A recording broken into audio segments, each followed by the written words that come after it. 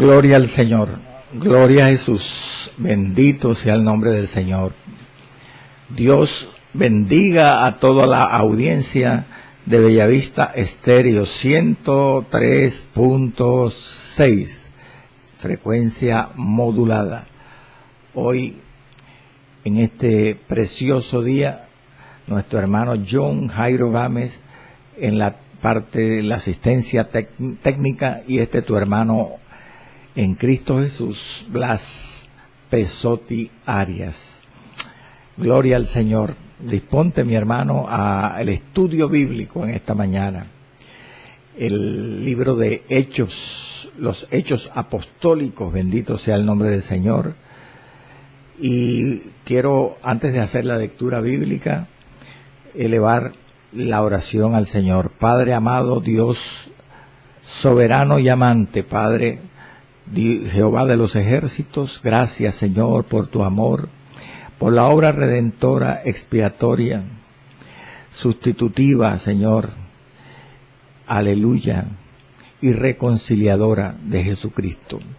Gracias, Señor, porque Él no se quedó en la tumba, sino que Él se levantó de los muertos, ascendió a los cielos y está allí en un sacerdocio eterno, Él a la diestra del Padre, orando por cada uno de los convertidos, por la iglesia, y muy pronto aparecerá esa señal tan esperada por muchos. Sí, ven, Señor Jesús, de la segunda venida del Señor. Así que, Padre, ayúdanos a prepararnos. Toma el programa de hoy de enseñanza bíblica para que podamos crecer en la fe, Señor amado, en el conocimiento de Dios, para obediencia, santificación y bendición. En Cristo Jesús. Amén, amén y amén. Bueno, mi amado, vamos a la lectura bíblica de la porción correspondiente. Capítulo 23, versículo 1 al 5. Dice la palabra con la bendición trina del Dios Trino, Padre, Hijo y Espíritu Santo. Entonces Pablo, mirando fijamente al concilio, dijo: varones hermanos, yo con toda buena conciencia he vivido delante de Dios hasta el día de hoy. El sumo sacerdote Ananías ordenó entonces a los que estaban presentes, a los que estaban junto a él, que le golpeasen en la boca. Entonces Pablo le dijo: Dios te golpeará a ti, pared blanqueada. ¿Estás tú sentado para juzgarme conforme a la ley, y quebrantando la ley me mandas golpear? Los que estaban presentes dijeron: ¿al sumo sacerdote de Dios injurias? Pablo dijo: no sabía, hermanos, que era el sumo sacerdote, pues está escrito: no maldecirás a un príncipe de tu pueblo. Amado Dios, bendice tu palabra, ella es bendita, ella bendice al que la cumple, al que la obedece. Padre, en tus manos me deposito y ministra al pueblo de Dios y aún a los que se acercan a la sintonía sin ser cristianos, que su vida cambie y sean convertidos al Evangelio por la gracia mediante la fe en Cristo Jesús. Amén, amén y amén. Aleluya, gloria a Dios, bendito sea el nombre del Señor. Vive Cristo para siempre. Aleluya. Amados, saludos a todos los siervos del Señor, a los que siguen este programa, El Justo por la Fe Vivirá, la enseñanza bíblica, que aman a la palabra de Dios para obedecerla, no solo para conocerla y estudiarla, y que la predican y la enseñan como está escrita. A la Iglesia de Cristo, un abrazo, gloria al Señor. Amados, el juicio de Pablo, cuarta parte el día de hoy. Hoy seguiré enseñando, amados hermanos oyentes, la defensa de Pablo ante el Sanedrín judío. en el contexto del juicio del apóstol. Precisamente de este juicio me he ocupado en 3 programas, en los últimos 3 programas, hoy es el 4. Entonces he enseñado en los 3 programas, para hacer rápidamente un recorderis, anteriores, enseñé sobre el reclamo de Pablo en los versículos 22 al 29 del capítulo 22 de Hechos. Ese reclamo de Pablo consiste en que, bendito sea el nombre del Señor, cuando Pablo dio a conocer, recuerde, su ciudadanía romana, lo cual impidió que él fuera azotado.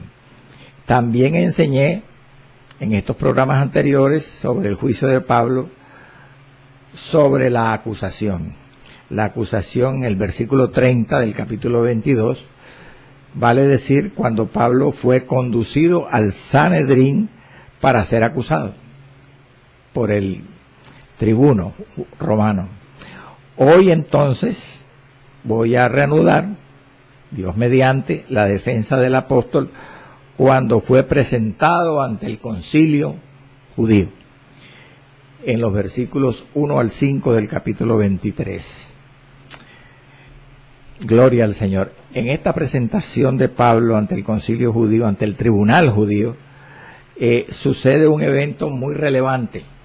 Bendito sea el Señor. Es un incidente, un suceso imprevisto, fuerte, entre el sumo sacerdote y el apóstol Pablo.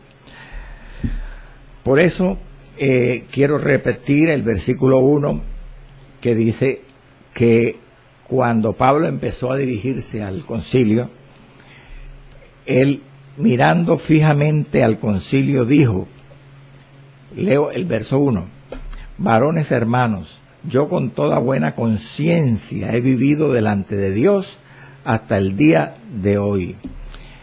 Como ya he mencionado en la enseñanza anterior del programa anterior, esta declaración del apóstol del verso 1 le pareció al presidente de la reunión, al sumo sacerdote, como atrevida, bendito sea el Señor, y orgullosa.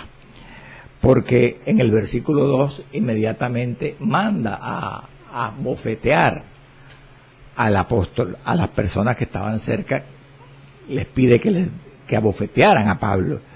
Sin embargo, cuando hacemos un examen del contexto del libro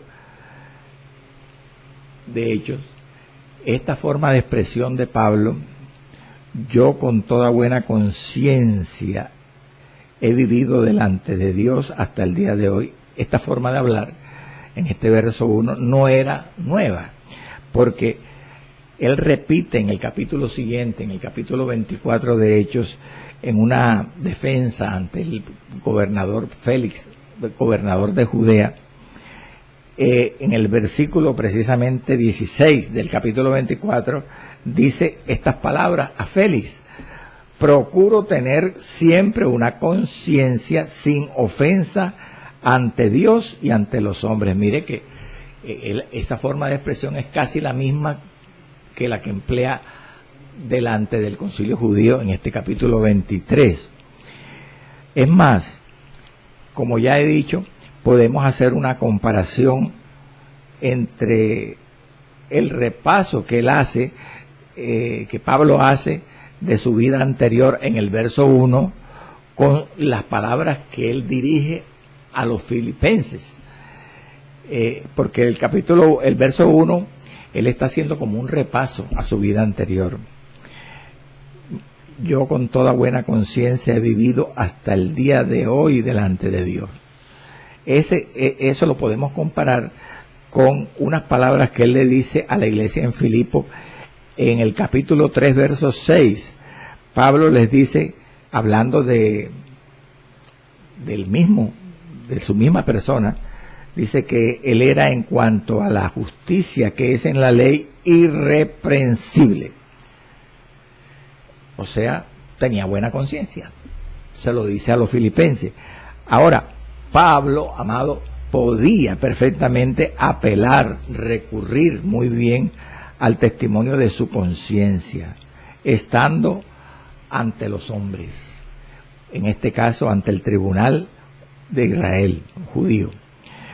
¿Por qué? Porque la conciencia es prácticamente como un conocimiento interno que le indica al creyente lo correcto o lo equivocado de su, ¿cómo decirle?, de sus acciones, de su forma de ser. Pero, aunque eso era factible, era posible, Pablo no podía de ninguna manera recurrir al testimonio de su conciencia, a su justicia propia, dicho de otra manera, para justificarse ante Dios, ante el tribunal celestial. Como él mismo lo dice en Filipenses 3:9, eso hay que tenerlo claro. Él dijo a los filipenses en el capítulo 3, verso 9, y ser hallado en Cristo. Él está hablando de él mismo, no teniendo mi propia justicia, es decir, una conciencia de su, ¿cómo decirle?, un concepto de su conciencia muy alto, no teniendo mi propia justicia que es por la ley, sino la que es por la fe de Cristo, la justicia que es de Dios por la fe. Él está diciendo, dicho de otra manera, que él, al estar en Cristo como cristiano, no era justificado por su propia justicia que procedía de la ley judía, sino que era justificado por la que le concedía, la justicia que le concedía la fe en Cristo. O sea que eso lo tenía él muy bien claro. En conclusión, amado, la conciencia más pura no es confiable. Hablando de la conciencia humana, no es confiable, no es segura. Bendito sea el Señor, ante la presencia de Dios, ante los ojos de Dios. Gloria al Señor para siempre. El mismo apóstol lo dice a la iglesia corintia, en 1 de Corintios 4:4. Mire cómo habla Pablo allí a los corintios. Le dice, porque aunque de nada tengo mala conciencia, como ahora lo expresa ante el concilio judío, no por eso soy justificado, se supone, delante de Dios, pero el que me juzga es el Señor. Entonces muy claro está lo que le estoy diciendo, amado. Entonces viene una pregunta, si está muy claro, contéstela conmigo. ¿Hay entonces manifestación de orgullo, de jactancia o de suficiencia propia de parte del apóstol en la forma como él habla en el verso 1? Yo con toda buena conciencia he vivido hasta el día de hoy delante de Dios. Existen esas palabras, orgullo, atrevimiento, como lo pensaba, según le he enseñado, el sumo sacerdote Ananías, porque lo manda a golpear al decir esas palabras. Bueno, ¿cuál es la respuesta? La gran mayoría de exégetas, de tratadistas, dicen que no, que en esas palabras no había atrevimiento ni orgullo, ni autosuficiencia, como pensaba Ananías, porque entienden estas palabras del apóstol que no tienen relación con su actitud frente a Dios, sino que él está hablando de que tiene una conciencia limpia hasta ese momento delante de Dios en su vida, por causa de los hombres, delante de los hombres. Es una actitud frente al tribunal judío. Él está testificando esto. No se está justificando delante del tribunal de Cristo, delante de Dios. Eso es lo que entienden los intérpretes. Además, repetidas veces, amados hermanos oyentes, el apóstol en el libro de Hechos y en sus epístolas afirma algo que está de acuerdo con esta interpretación, y es que él dice que la ineficacia de toda intención humana, él habla de la ineficacia de toda intención humana de agradar a Dios y la necesidad total de Cristo para poder agradar a Dios. Vamos a leer lo que él dice en Filipenses 3:3, que es lo que le estoy diciendo.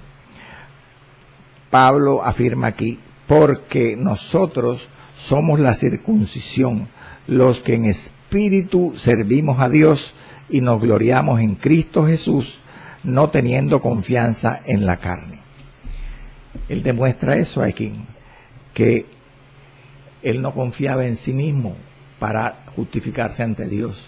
Él confiaba en la justicia de Cristo, bendito sea el Señor, no en su carne, no en sus méritos humanos.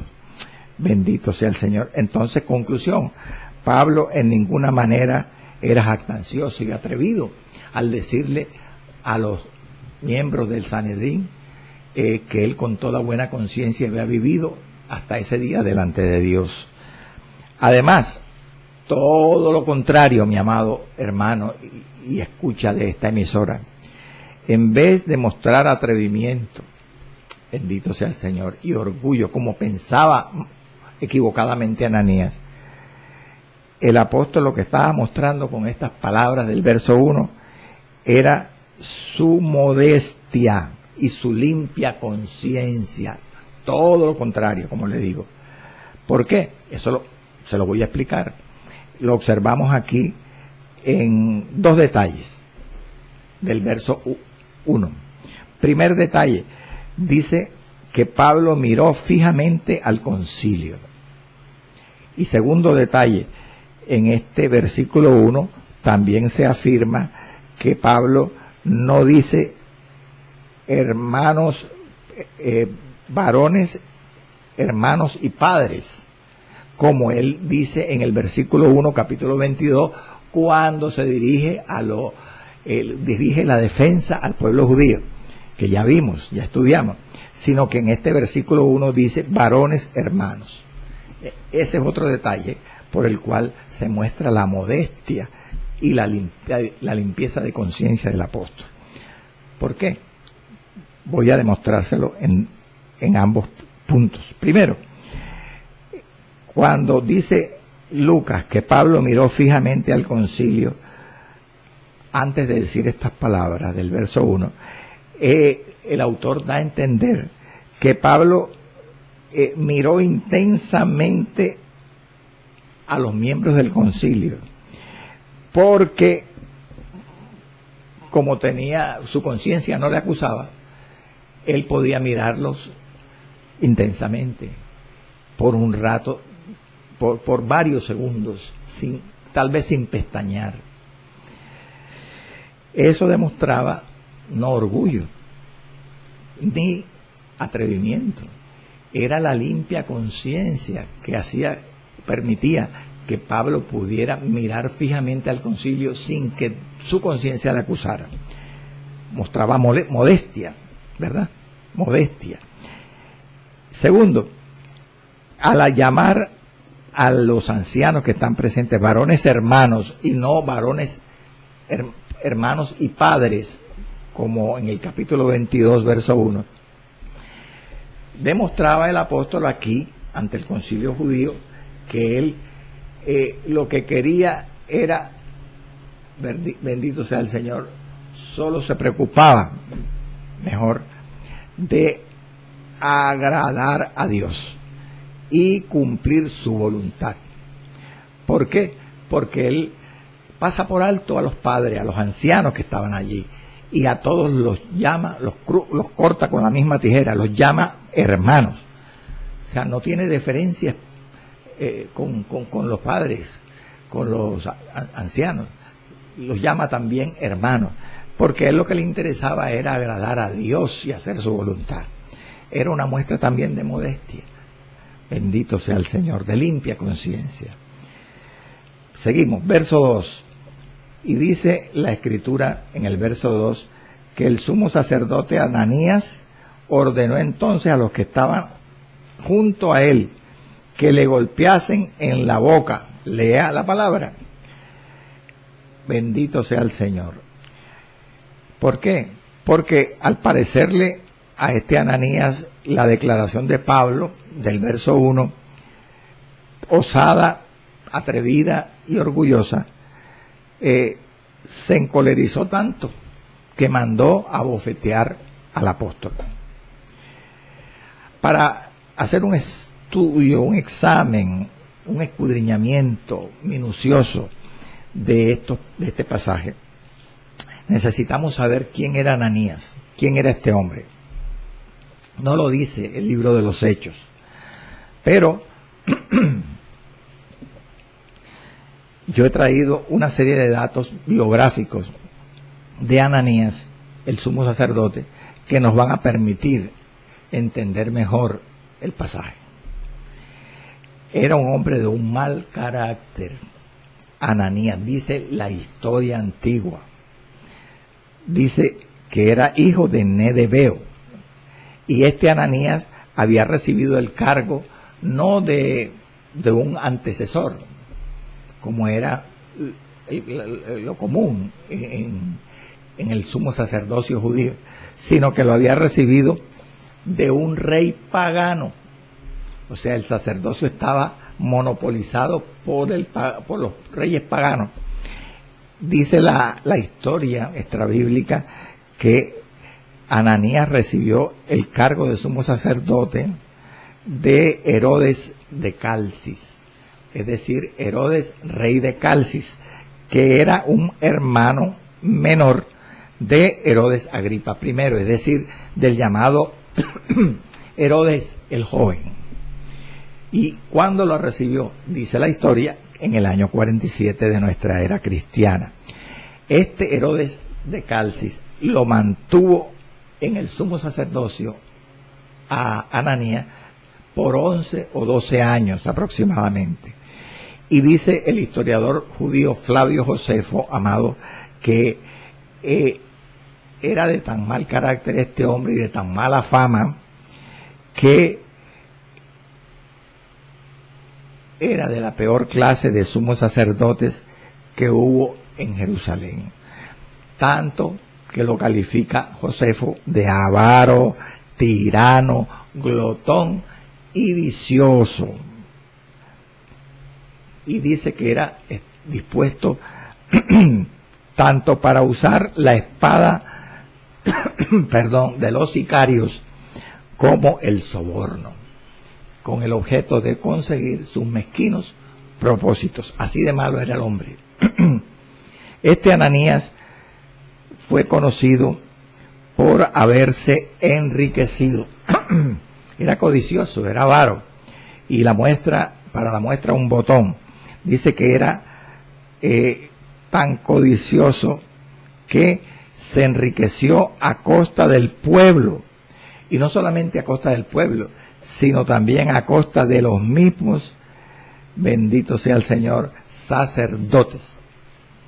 ¿Cómo así? Me preguntará usted. Dice la historia, Josefo en particular dice que los siervos de Ananías iban por los sembrados y se apropiaban, se cogían los diezmos que le correspondían a los sacerdotes comunes. Y desde luego no existe, según los reportes históricos antiguos, ninguna obra digna de alabanza. Qué triste que se le impute a este hombre Ananías en su cargo religioso. No hizo nada bueno. Es más, se dice que unos 5 años antes de sucedido lo que estamos estudiando en este pasaje, la presentación de Pablo ante el concilio judío en Hechos 23 del 1 al 5, 5 años antes de sucedido lo que dice este pasaje, un gobernador de Siria llamado Cuadrato envió a Ananías a Roma bajo sospecha de complicidad en un sangriento conflicto entre habitantes de Judea y de Samaria. Pero que gracias a la intervención de Agripa el joven, a su favor, el emperador Claudio, el César Claudio, le perdonó la deuda, es decir, el delito, y lo restauró al sumo sacerdocio, perdón. Es más, su gran riqueza, mala vida, como hemos visto, hizo de Ananías un hombre de cuidado, es decir, de no confiar, porque compraba las conciencias, aún después de haber sido destituido de su cargo. Y un ejemplo de eso es que supo congraciarse con los romanos con la ayuda de su dinero para mantenerse en el cargo unos 12 años. Y además supo librarse de varias acusaciones en su contra. Usaba el dinero. Era como decirle, sobornador.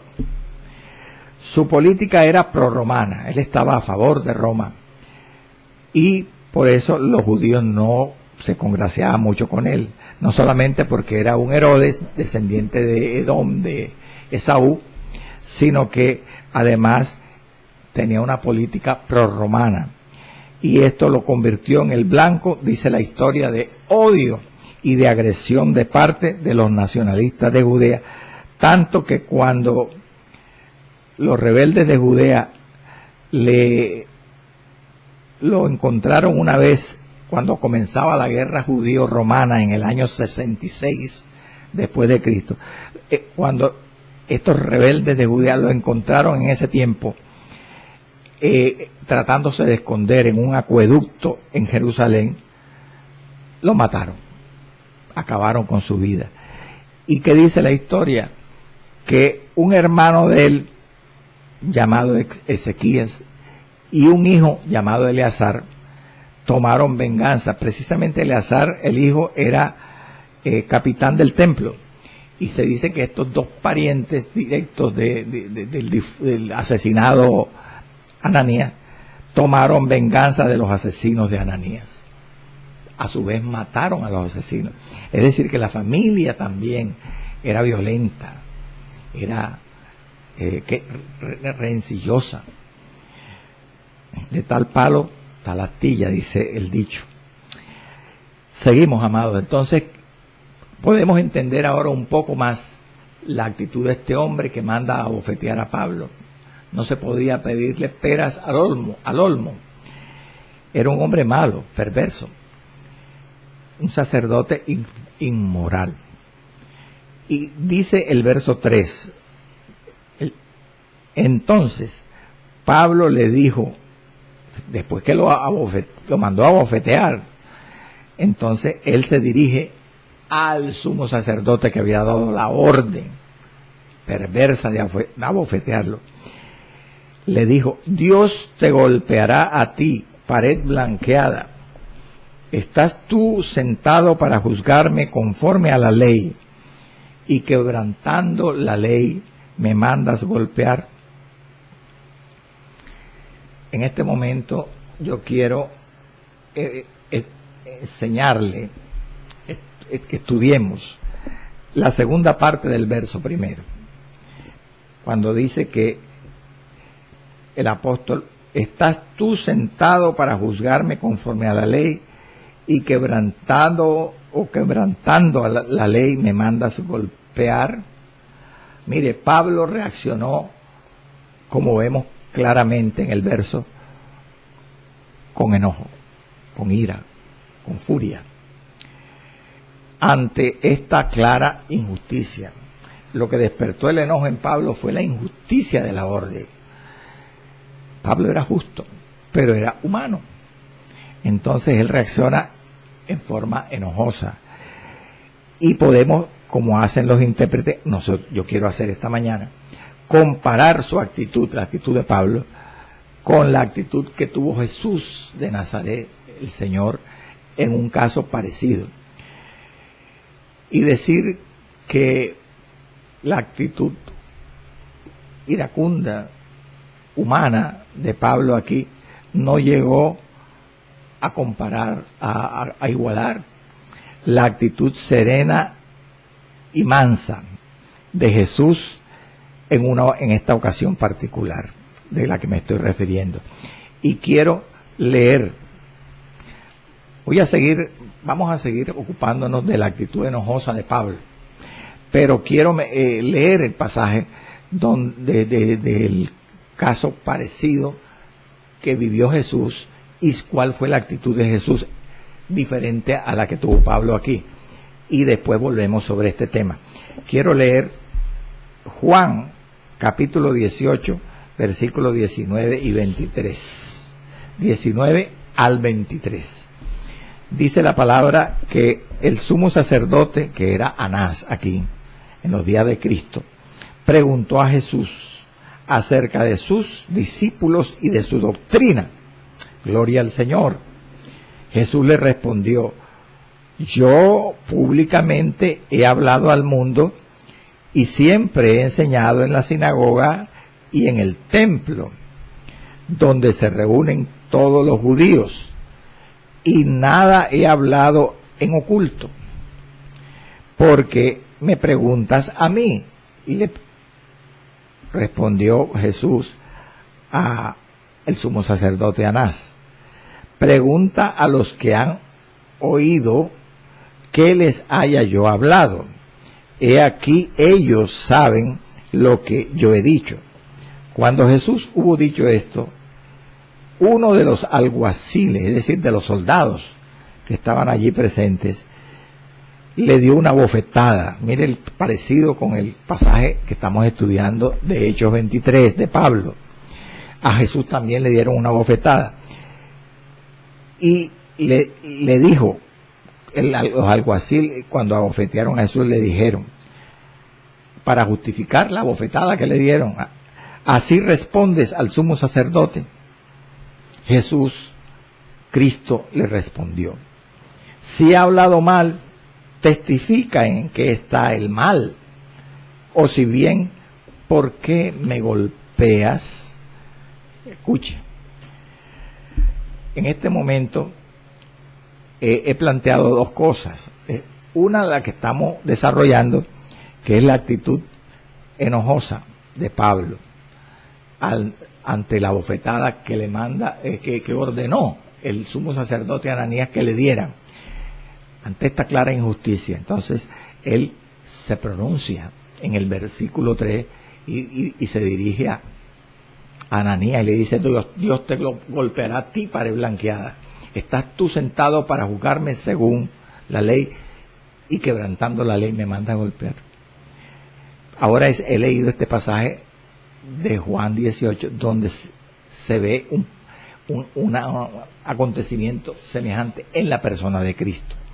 Pero vemos claramente que las actitudes tanto de Pablo en su momento como de Jesús fueron diferentes. Lo que quiero es seguir tratando y estudiando, enseñando a ustedes la actitud de Pablo, y después regresaré a estudiar, a enseñar sobre la actitud de Cristo, comparándola con la de Pablo. Bueno, sigamos con la de Pablo. Definitivamente fue una actitud enojosa la del apóstol, como ya he dicho, en respuesta a algo que era más bien, como ya hemos estudiado, unas palabras modestas, modestas y de una conciencia limpia, que fueron malinterpretadas. Ahora, él responde así porque la actitud del sumo sacerdote fue injusta, definitivamente, mandar a bofetear a Pablo por esto. Pero de todas maneras, estamos estudiando el pasaje y tenemos que calificar a este comportamiento de Pablo como inoportuno, como inapropiado, definitivamente. Sobre todo inapropiado porque, o sea, definitivamente era inoportuno, inapropiado de parte del sumo sacerdote. Lo de Pablo fue una actitud justa, pero también fue un poco atrevida. El sumo sacerdote tuvo un comportamiento inoportuno e inapropiado, injusto, como he dicho. Por lo tanto, Pablo se exasperó, se encolerizó y reaccionó hablando lo que él dice en el verso 3. Sobre todo porque Pablo sabía que se esperaba de un miembro de un tribunal como el tribunal judío, el Sanedrín judío. Pablo mismo había sido miembro, antes de ser cristiano, del Sanedrín judío. Y él sabía que el que estaba allí tenía una responsabilidad de juzgar justamente, conforme a la ley. Esto fue lo que ocasionó la respuesta furiosa de Pablo. La bofetada en el rostro hizo, en resumen, que el apóstol Pablo no estuviera, ¿cómo decirle?, no mantuviera ni el silencio ni el respeto ante el sumo sacerdote. Reaccionó abruptamente, de inmediato. Pablo, definitivamente, amados, no era impecable como Jesús. Jesús, sabemos por la lectura que acabé de hacer hace unos minutos, reaccionó correctamente, mansamente. Pero Pablo reaccionó con ira y maldijo al sumo sacerdote. Él no era como su maestro, como Cristo. Pablo era humano, bendito sea el Señor. Pero surge una pregunta: ¿por qué la orden del sumo sacerdote fue una clara injusticia? Bueno, ya yo le he insinuado algunas razones, pero quiero particularizar. Primero, era una injusticia porque los derechos de los acusados en aquel tiempo también, especialmente, estaban amparados o defendidos por la ley judía. Hasta tal punto que cualquier acusado era considerado inocente hasta que no se demostrara su culpabilidad. Segundo, fue una clara injusticia porque Pablo no había sido acusado todavía legalmente, oficialmente, públicamente. Hasta este momento que está siendo presentado ante el Sanedrín es que va a ser acusado públicamente, legalmente. Entonces, como todavía en este punto no lo había sido, y menos aún juzgado y hallado culpable, definitivamente fue una clara injusticia la actitud del sumo sacerdote. El sumo sacerdote Ananías estaba allí y precisamente como presidente de la reunión, porque el sumo sacerdote era quien dirigía, lideraba las reuniones del Sanedrín. Jesús, comparemos con la actitud de Jesús, él reaccionó también cuando el soldado, el alguacil, lo golpeó en el rostro. Pero mire la diferencia de la reacción de Jesús con relación a la reacción de Pablo. Jesús preguntó al alguacil si había dicho algo malo. Mire que lo dice el versículo 23 de Juan 18. Jesús le preguntó al alguacil, o mejor dicho, él preguntó, sí, realmente, si había hablado mal, testifica en qué está el mal. Y no solamente le preguntó eso al alguacil, sino que también le preguntó por qué lo había golpeado, porque dice el mismo versículo 23 del Juan 18, que le dijo, y si ha hablado bien, ¿por qué me golpeas? Si ha hablado mal, ¿en qué está el mal? ¿Qué cosa mala he dicho? y si he hablado bien, ¿por qué me golpeas? Es diferente, ¿verdad? La forma como Jesús actuó. Jesús fue golpeado ante Anás, Pablo ante Ananías, pero no respondió con maldición como respondió Pablo. Ya estudiaremos más adelante con detalle la maldición que profirió Pablo aquí en el verso 3. Pero Jesús no respondió con maldición. ¿Cómo lo dice la Escritura? Primera de Pedro 2:23. Nunca, no solamente aquí, ante Anás, Jesús nunca pecó. Dice Primera de Pedro 2:23. Jesús, cuando le maldecían, no respondía con maldición. Nunca. Cuando padecía, no amenazaba, sino encomendaba la causa al que juzga justamente, a su Padre Celestial. Y aquí tenemos el ejemplo.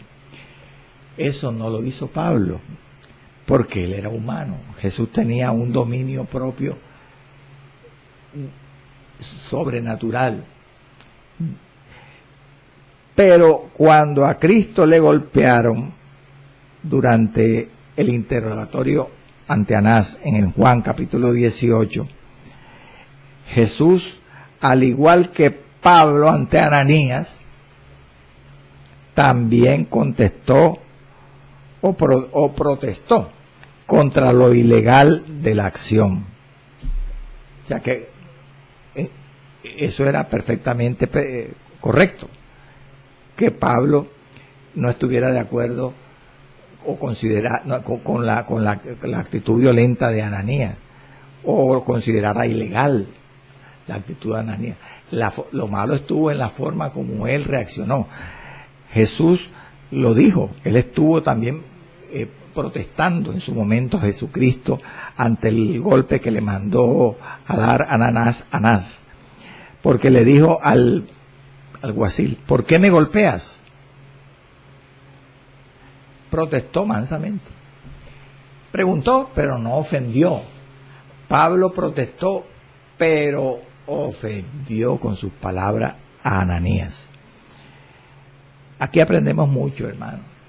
Tenemos que guardar el testimonio cristiano. A veces es difícil, la carne nos traiciona, pero el proverbio dice: no digas yo me vengaré, espera a Jehová y él te salvará. Tenemos que dejarle la venganza, el juicio, el pago, la acción de reprobación ante injusticias que nos cometen, calumnias que nos dicen contra nosotros, a Dios. Bendito sea el Señor. Ahora ocupémonos de la parte inicial del verso 3, la otra parte de la ofensa. No solamente Pablo ofendió a Ananías al reprocharle, amonestarle: ¿estás tú sentado para juzgarme según la ley? Y quebrantando la ley me mandas a juzgar. Pablo se estaba colocando en el puesto de un juez. Y él no era el juez es Dios. Pero aquí en la parte inicial del verso 3, la ofensa es peor, porque le dice a Dios que lo castigue. Porque dice: entonces Pablo le dijo al sacerdote, al sumo sacerdote, que lo había mandado a golpear: Dios te golpeará a ti, pared blanqueada. No solamente invoca el castigo contra que Dios le diera al sumo sacerdote, sino que le llama pared blanqueada. Aunque Pablo protestó, ya como lo he dicho, mediante una reacción iracunda ante la clara injusticia del sumo sacerdote Ananías, algunos intérpretes dicen, escúcheme, y yo estoy de acuerdo con eso, que no hay necesidad de condenar al apóstol Pablo por su reacción furiosa ante el sumo sacerdote y presidente de esta reunión del concilio. Pues su protesta fue justa.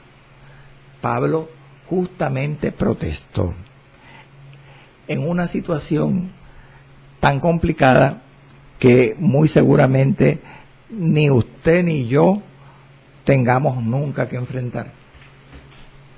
Eso es lo que hay que sopesar. Sí, fue un poquito iracunda, pero la Biblia dice: airaos, pero no pequéis. No se ponga el sol sobre nuestro enojo, ni deis lugar al diablo. A veces en la ira no está el pecado. El pecado muchas veces está en las consecuencias de la ira en nosotros, o de la causa de la ira en nosotros. ¿Cuál era la causa? La injusticia. Pablo se airó, pero ¿cuál era la causa de la injusticia, de la ira de Pablo? Ante la bofetada que le dieron. La injusticia del presidente de esa reunión, del sumo sacerdote. Pero ¿cuál fue la consecuencia? Pedirle a Dios que lo castigara. Dios te golpeará a ti, pared blanqueada. Y no solamente que lo castigara, sino que lo ofendió, le llamó pared blanqueada. Y no se podía ofender a un sumo sacerdote, era un pecado. Entonces, aquí prácticamente el mismo Pablo reconoce posteriormente, como veremos en el versículo 5, que él se equivocó.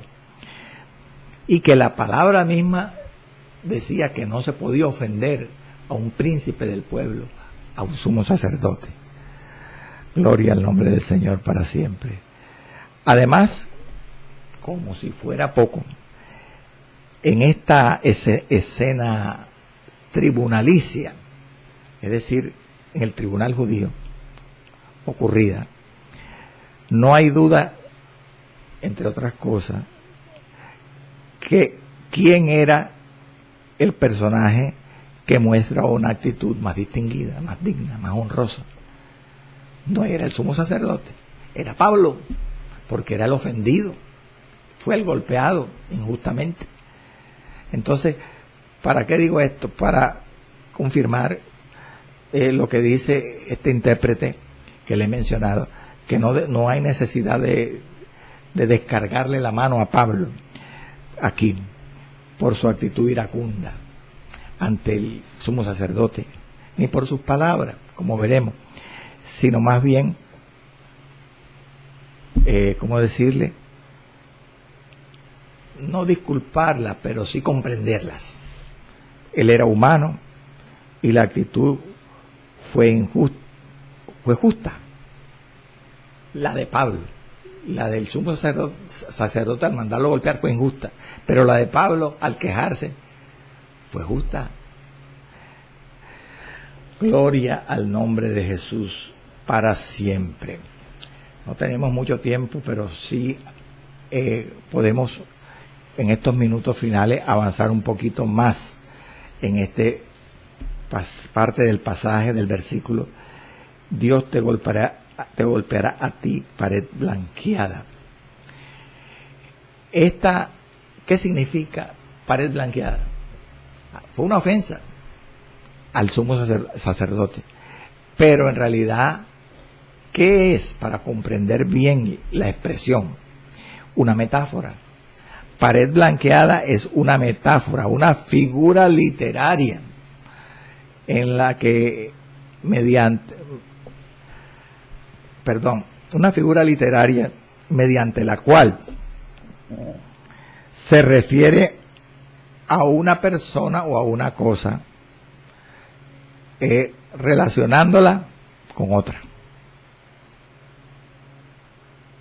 Gloria al nombre del Señor. O mencionándola a otra. Esa es una metáfora.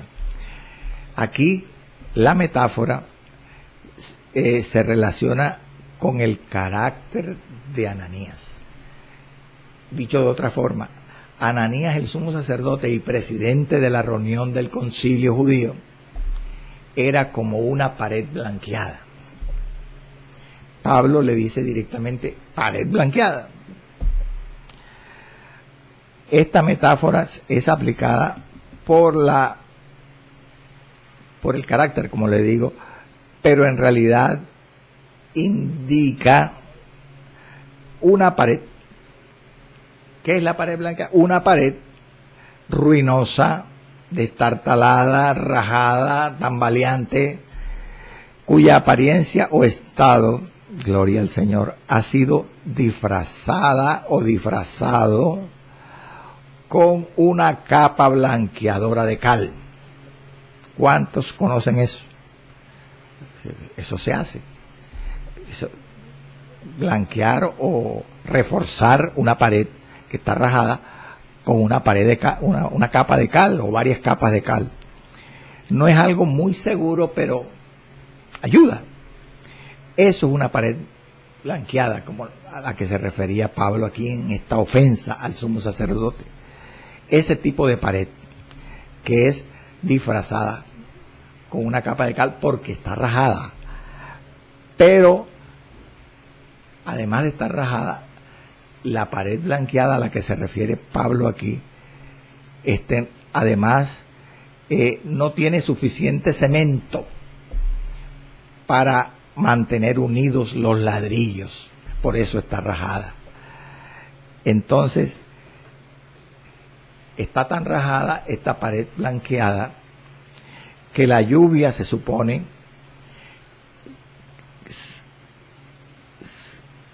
que si la lluvia moja el recubrimiento de la pared y soplan vientos contra esa pared, se derrumbaría. Eso se supone. ¿Por qué lo digo? Porque esta metáfora la menciona Ezequiel, el profeta Ezequiel.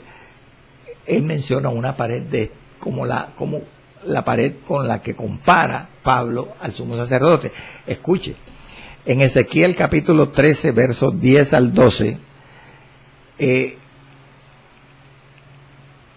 hablando Ezequiel o profetizando sobre los falsos profetas, dice esto, que los falsos profetas eran como una pared blanqueada.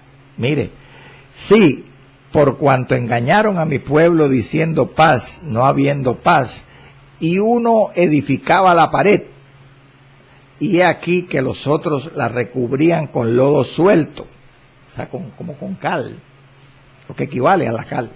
Di a los recubridores con lodo suelto que caerá. Fíjese que la pared blanqueada, además de estar débil, tener una apariencia, en realidad, ¿cómo decirle? El recubrimiento, la capa de cal, no le da mucha fortaleza, porque, como dice el profeta, caerá. Di a los recubridores con lodo suelto que caerá. Vendrá lluvia torrencial y enviaré piedras de granizo que la hagan caer, y viento tempestuoso la romperá. Y he aquí, cuando la pared haya caído, no os dirán, pregunta el profeta, ¿dónde está la embarradura con que la recubristeis? Gloria al Señor. Entonces ahí tenemos cómo la palabra misma explica la misma palabra. Esta pared blanqueada, que era el carácter comparativamente de Ananías, según Pablo, es la misma pared que Ezequiel presenta aquí para definir el carácter de los falsos profetas. Pero no solamente Ezequiel, Jesucristo también presenta otra metáfora, otra comparación bíblica para el significado de pared blanqueada. Es la de una tumba cuya pintura exterior oculta los huesos de muertos en su interior. Escuche lo que Cristo dijo a los escribas y fariseos: ay de vosotros, escribas y fariseos hipócritas, porque sois semejantes a sepulcros blanqueados. O sea, no dijo pared blanqueada, paredes blanqueadas, sino sepulcros blanqueados, pero la idea es la misma, que por fuera a la verdad se muestran hermosos, mas por dentro están llenos de huesos de muerto y de toda inmundicia. Así era Ananías. Eso fue algo justo, pero inoportuno. O sea, ¿cómo decirle? Salido de tono. Pablo se exageró, tenía que soportar como su maestro lo hizo en su momento, pero él era carne también, él no era impecable. La pared blanqueada entonces simboliza, o como la simbolizada aquí, ilustra la simbolizada en el carácter de Ananías. Bendito sea el nombre del Señor. Indica que si Ananías hubiese aceptado que había quebrantado la ley, habría perdido su autoridad para juzgar.